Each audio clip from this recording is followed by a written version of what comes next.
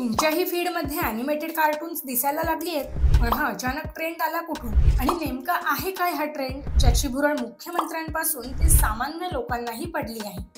हा ट्रेंड आहे घिबिली आर्ट.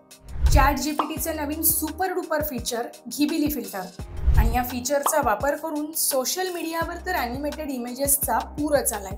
तर या घिबिली आर्टचा नेमका इतिहास काय आहे, चला जाणून घेऊया.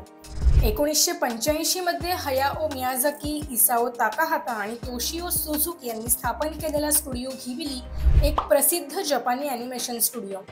घिबिली आर्ट म्हणजे स्टुडिओ घिबिलीच्या अनोख्या शैलीतील छायाचित्र, ज्यामध्ये पेस्टल आणि म्युटेड कलर पॅलेटचा वापर करत एका युनिक स्टाईलमध्ये ही चित्र तयार केली जातात.